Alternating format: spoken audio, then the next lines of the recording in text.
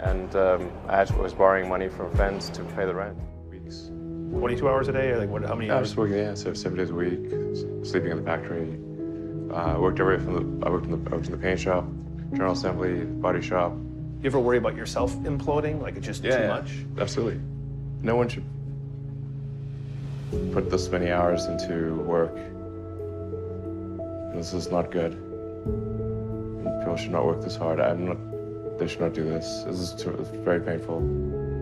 Painful in what sense? It hurts my brain and my heart. Where do you come up with your best ideas? Are you on vacation? Or are you kind of just like in the middle of the night you wake up and start drawing things down? Or You know, sounds really cliche, but like the shower is probably like wake up and go to shower in the morning. And I think actually what's really happened is kind of stuff is percolated in the subconscious. Right. And it's not really occurring in the shower, but you're kind of getting the results of last night's, computation, basically. Right. Whatever area that you get into, given that, even if you're the best, there's always a chance of failure. So I think it's important that you really like whatever you're doing. If you don't like it, life is too short. I'd say, and also if you like what you're doing, you think about it even when you're not working. I mean, it's something that your mind is drawn to, and if you don't like it, you just really can't make it work, I think. When you had that third failure in a row, did you think, I need to pack this in? Never. Why not? I don't ever give up. I mean, I'd have to be dead or completely incapacitated. Starting a business, I'd say, number one is have a high pain threshold. That's it. There's a friend of mine who's got a good saying, which is that starting a company is like eating glass and staring into the abyss.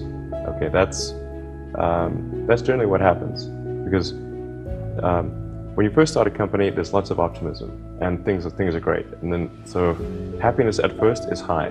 Then you encounter all sorts of issues, and happiness will steadily decline, and then you'll go through a whole world of hurt. And then eventually, if you succeed, and in most cases you will not succeed, and Tesla almost didn't succeed, came very close to failure.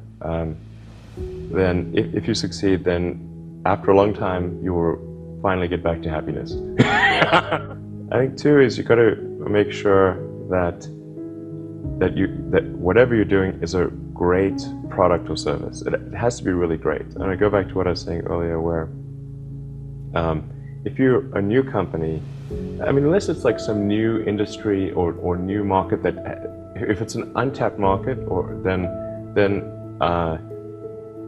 you have more ability to, the standard is lower for your product or service. But if you're entering anything where there's an existing marketplace against large entrenched competitors, then your product or service needs to be much better than theirs. It can't be a little bit better, because then you put yourself in the shoes of the consumer, and they say, why would you buy it as a consumer? You're always going to buy the trusted brand unless there's a big difference.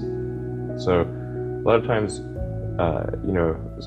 entrepreneur will come up with something which is only slightly better, and it can't just be slightly better. It's got to be a lot better. Number three, I'd say, is constantly seek criticism.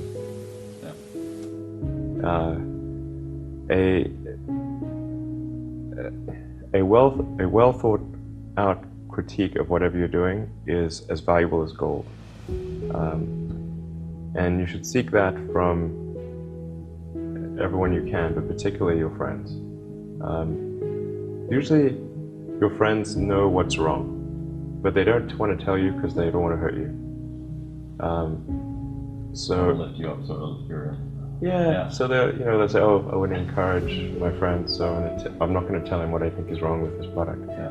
It doesn't mean your friends are right, but very often they are right. And you at least want to listen very carefully to what they say. And to everyone, if you're looking for, basically, you should take the approach that you're wrong. That you, the entrepreneur, are wrong. Your goal is to be less wrong.